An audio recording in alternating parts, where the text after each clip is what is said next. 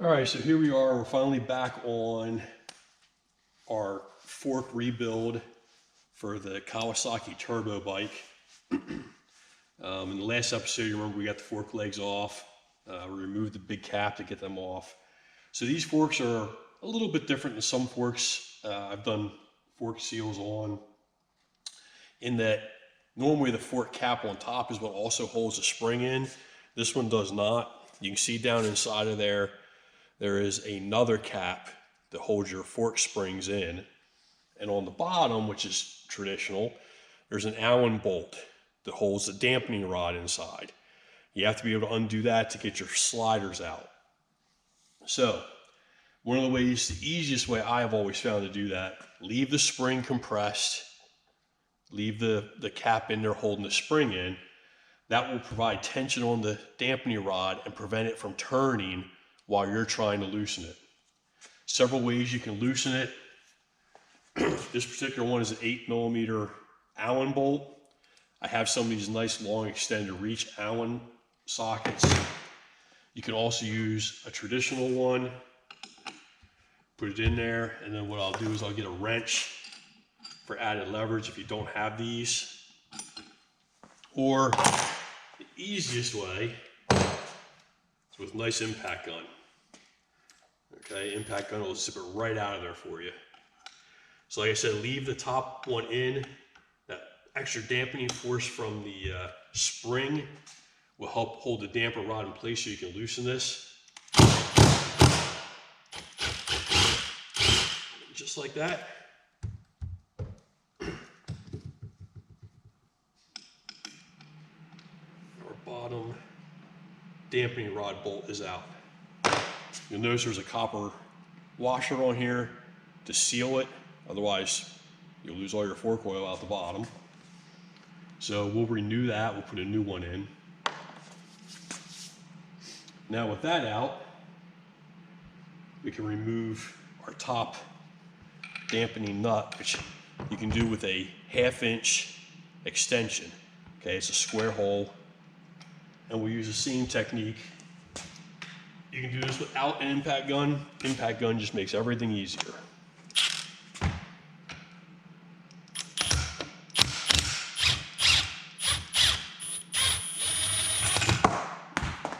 At the end, be a little bit of pressure as the spring releases, no big deal.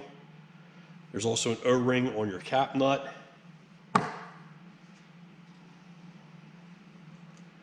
Pull the spring out.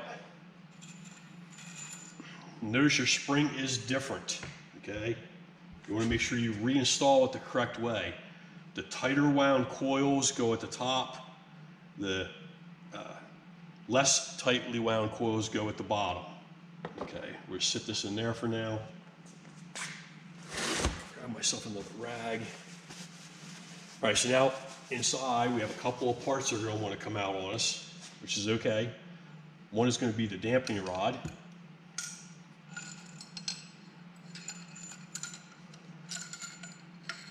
Okay.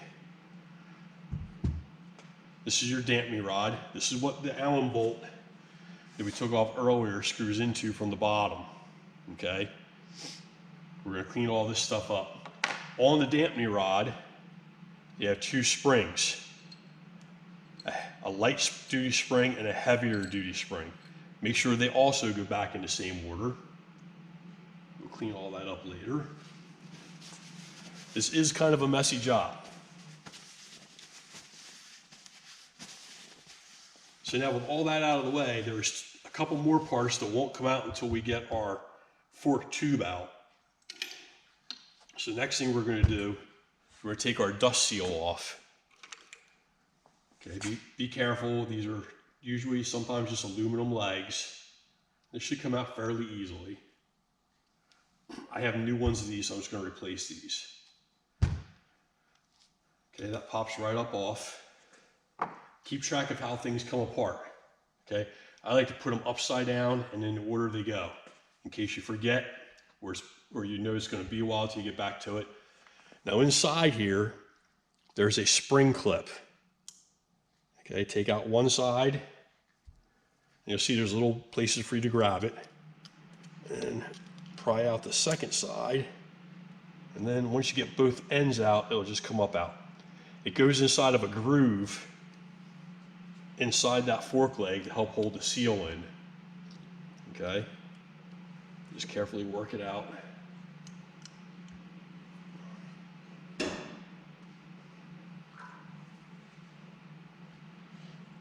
we go. So there's what that looks like. And then you'll see a washer will come out.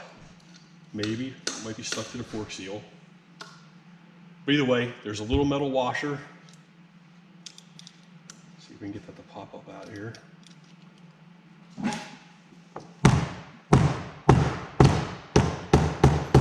There it comes. And now what you're left with is the actual fork seal. I always find the easiest way to get that out, use your tube like a slide hammer, a couple good shots, and it'll come right out.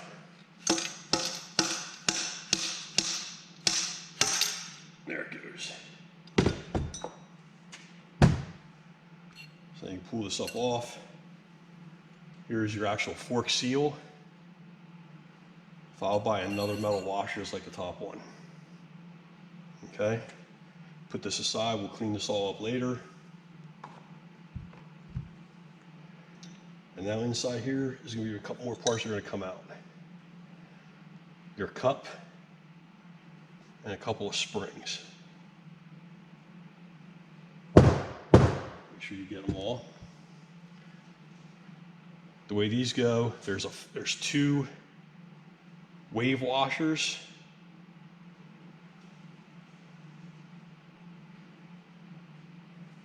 And there should be a flat washer,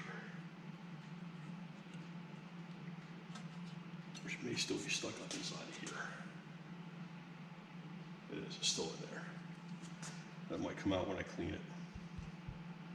Okay, so then what we're going to do is I'm going to take this, I'm going to clean all the old nasty oil out of here, clean all this stuff off, and then I'll bring you back when it's time to reassemble. I like to just spray it out with brake cleaner, get it all sprayed out, get it all nice and clean for the fresh oil.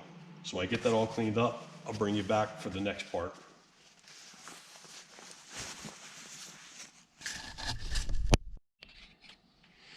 All right, so welcome back.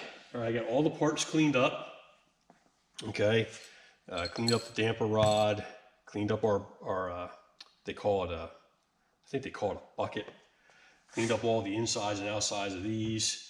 Here you can see your bushings that ride on the fork legs. Okay, these things rarely go bad. I don't think I've ever actually replaced them. If you were doing all kinds of crazy stunts and stuff, you might wear them out, but here's our new parts, my new copper O-ring for the bottom bolt, my new fork seal, and my new dust cover slash slider seal, whatever you want to call it. Okay, so taking it apart is easy. Putting it back together is a little bit more difficult because everything has to be done in an order, and you got to not lose track of how things go. So the first thing we're going to want to do is we're going to put our damper rod in. Okay, we're going to get that down there to the bottom, and you want to make sure that your springs don't fall off. Okay, and then get your damper rod to come out the bottom. Okay.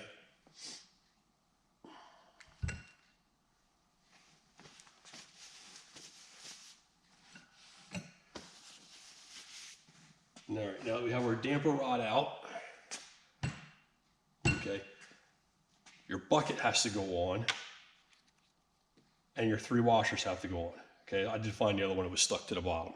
Okay, so you got two wave washers, and you got a flat. Okay, a flat goes on. Well, the easiest way to do this, I guess, is put the flat washer on, then put your two wave washers on, and then don't drop your bucket, put your bucket on. Okay, and that will only go so far and it will stop, but that goes up into the fork leg. Now here comes the tricky part.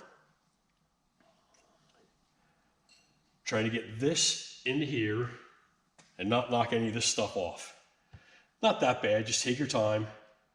Okay, slowly feed this in.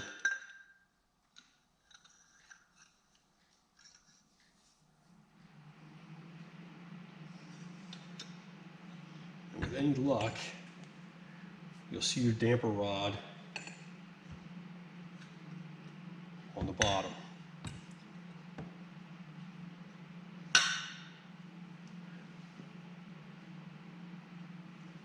All right. So now take your bolt, get rid of the old copper washer. I didn't clean the bolt off. Let me do that quick. All right.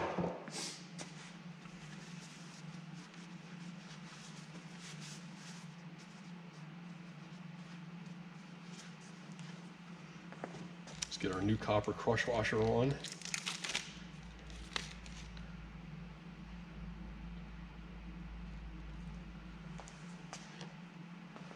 Now, we want to try to get this to start by hand without the spring in if we can. And if we're careful, we can probably at least get it to start. Don't push up, because you'll push everything up out of the way. Just carefully try to get it to start.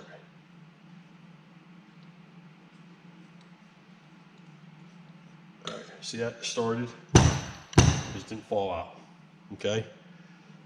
It's not going to be tight, because we're going to need spring pressure to help make it tight. But this is good enough for right now. Okay, so next we're going to put our new seals and stuff in, and then we'll put our spring in, and then we'll tighten up that bolt on the bottom when we have spring pressure to help us. Okay, so if you recall, first, see, we put them in order. So we put our big washer back in.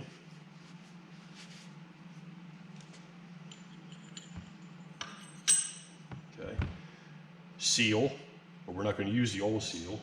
We're going to use our new seal.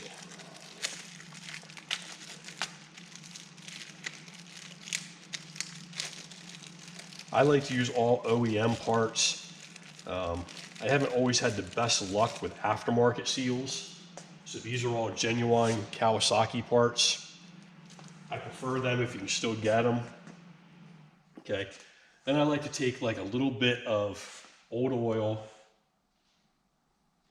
just a little bit, rub it around the outside there, and put some along the inside lip for when we put this will help it slide on easier. Okay, we're going to slide this seal on, put it on the same way the old one came off. If you will notice, on seals, there's normally a closed end and an open end, okay? You want the open end to go towards the fluid that you're trying to seal in case you forget how you took it out. The easiest way to remember is just remember how you took it out, okay? So the open end is going to go towards the oil. All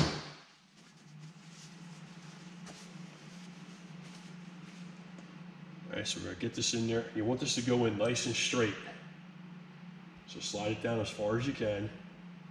Okay, you'll be able to get it started a lot by hand. Okay, all right. Then we're going to put our next washer in, and we'll use that to help protect the seal. And they sell all kinds of fancy tools and all that kind of stuff. I like to use, which is basically almost what tools you're buying. I have a 1.5 inch piece of PVC that I cut in half. Depending on the fork leg, I'll clamp both halves together and use them as like a slide hammer. But this fork, you can't pull it up that far because having to put the dampening rod in first. So what I'll do for this is I'll carefully hold this here.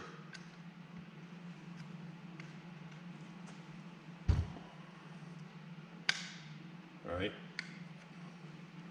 I have a nice non-marring hammer, and I'll gently work my way around, tapping the seal down in.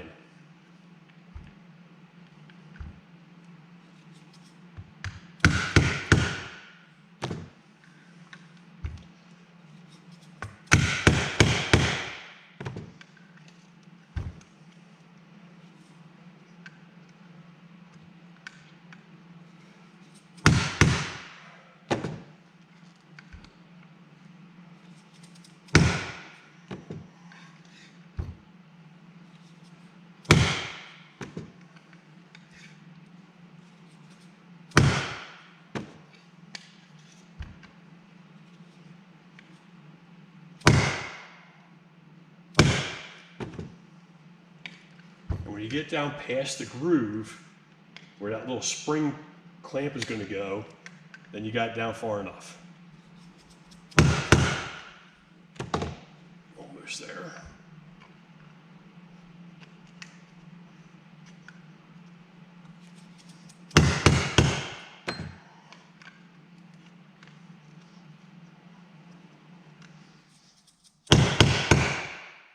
You'll hear a change in the tone too as it bottoms out.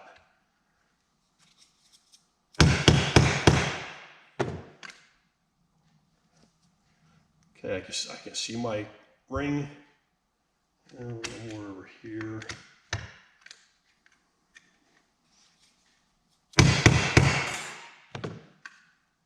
All right, now I can clearly see the groove nicely all the way around. So now we're going to take our spring clip,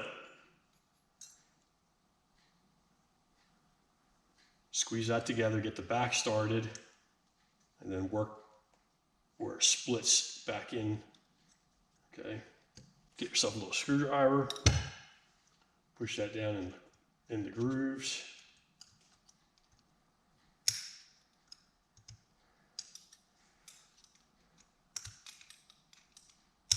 There it goes, snaps in place. That stops your oil seal from coming out as the fork blade works up and down. Okay. Put our new OEM dust seal on. These don't usually need oil to fit down in there. Usually you can get them in there nice. Look, make sure you don't have no gaps anywhere. Just went right on.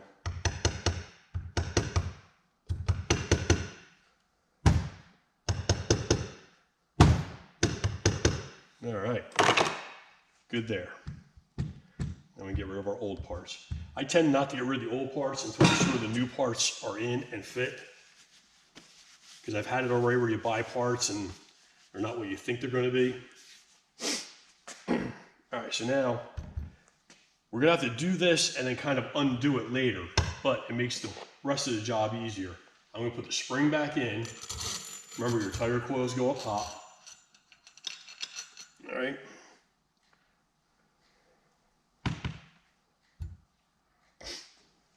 And now, this is the part that gets a little bit tricky. So, because you got to press that in and start this. They're usually fine threads. Be careful that you get it started in straight and not cross-threaded, okay? So sometimes I like to do this with a ratchet. Helps me hold pressure on it while I'm trying to turn it, okay? So what I'll do is I'll set this here, I'll see if I can do this up here where you guys can watch. I might have to do it on the floor.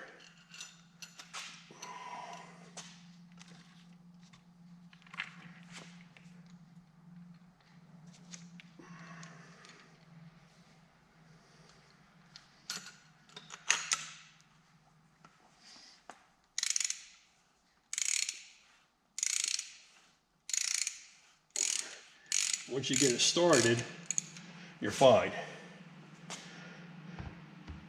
Okay. See, it wasn't without. It's not that much pressure, but you got to hold pressure while you carefully start it. And you'll know if you're cross-threading it. So we're going to put this all the way down. And again, the only reason I'm doing this is so I can tighten that dampening rod bolt at the bottom. Now, there's special tools you can buy to reach all the way down inside and hold that dampening rod in place. You can make tools to do it. You know, however you want to do it is fine with me. I hate buying special tools that I'm not going to use all that often. And a lot of times you don't really need them anyway. All right, so that's bottomed out. Now we can tighten this the rest of the way, because the spring pressure will help hold the dampening rod in place for us and stop it from spinning.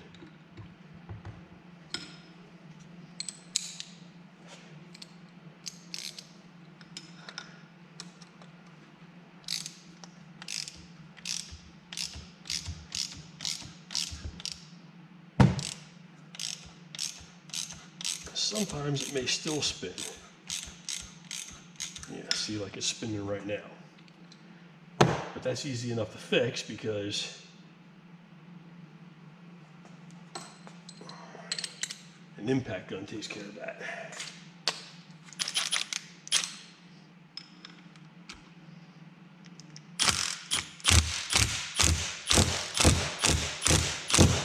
There we go.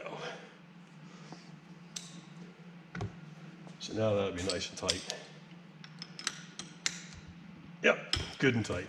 Just the way we like it. So now what we're going to do, I'm going to put this fork back on the bike, but then we still have to add fluid. But you can't add fluid until you connect everything back up. You got to connect your anodive back up, get everything back assembled, okay? And then we're going to pull that plug back out, all right? After everything's back assembled on the bike, pull that plug back out so we can add the oil back in. The manual calls for 10 weight oil, and on dry set of forks, which these are now, 271 milliliters of oil, I believe. So I'm going to reassemble the front end, and which is just the reverse of what I already showed you how to take it apart. And maybe I'll show you how to add fork oil when I'm done. All right, otherwise, get out to the garage and work on something.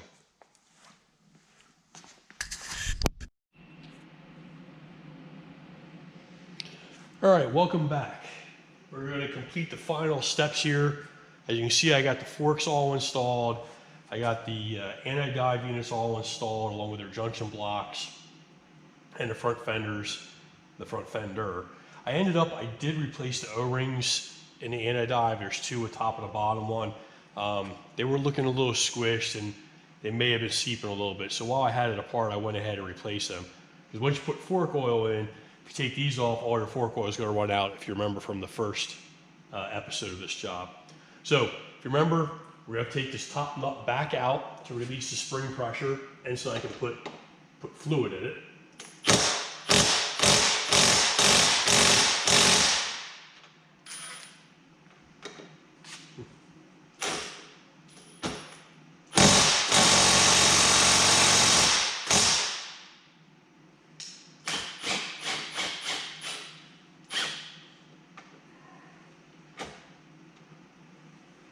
Now you want to be really careful here because you don't want this to send your cap flying across your paint job.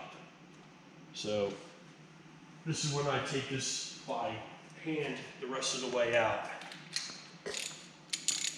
so I don't scratch up my tank and whatnot. I can keep some pressure on here.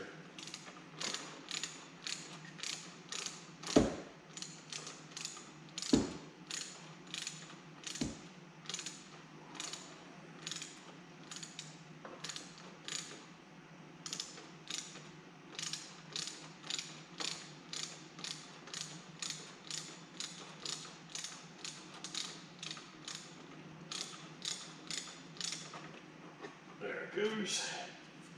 Okay.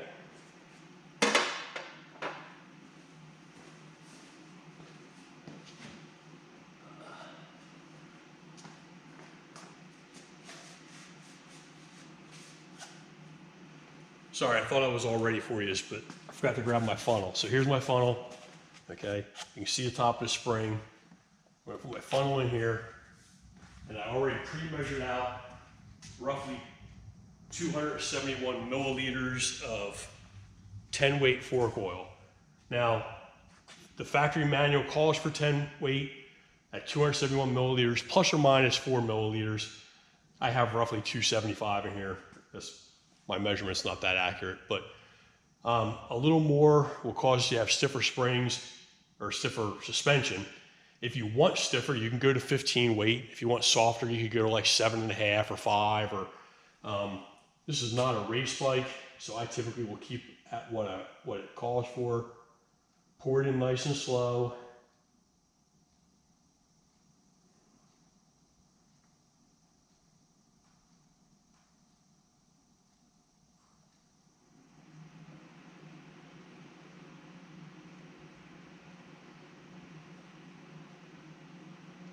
So like I said, I put 275 milliliters in there, knowing that it probably won't all come out anyway.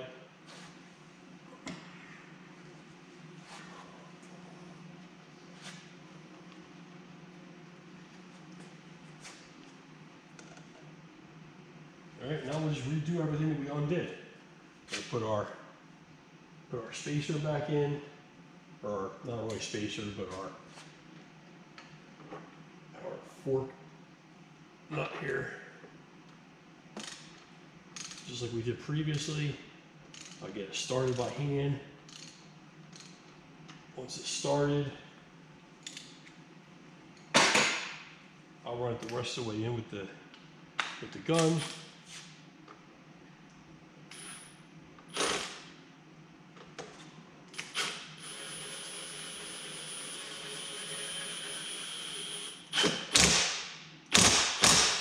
Okay. Doesn't really need to be all that tight.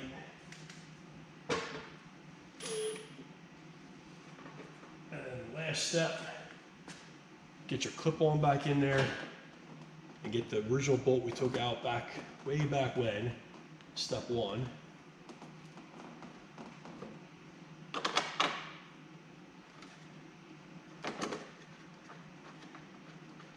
Okay, that is started. Where'd my tool for that go?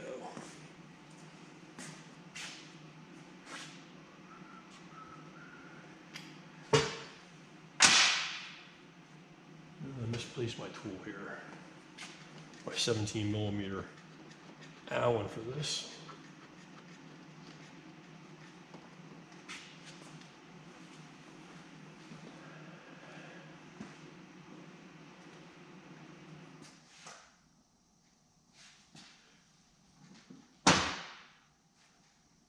Well, either way, you guys get the picture, okay?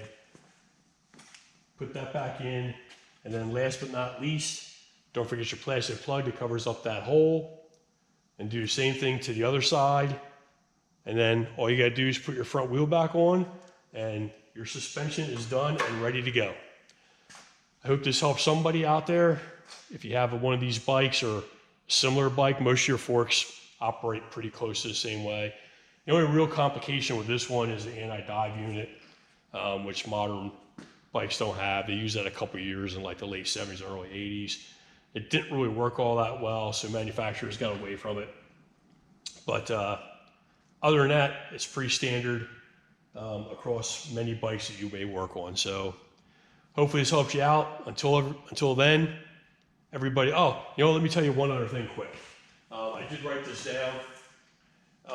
You don't want to over tighten a lot of these bolts. I'm not real big on torquing things to spec usually, except for a couple of bolts. These top triple clamp and lower triple clamp bolts we took out to hold the forks on, okay? Your top one gets torqued to 14.5 foot-pounds. The bottom one gets torqued to 29 foot-pounds, and I will do that before I button everything up. And then your front axle nut gets torqued to 43 foot-pounds, okay? And then your clamping bolt on the front axle that goes in this leg, that gets torqued to 14.5 foot-pounds as well. That's some of the few things that I will actually torque. So hope that helps everybody out or somebody out. And maybe the next video we'll have this on the road and we'll take you for a ride. Until then, get out in the garage and work on something.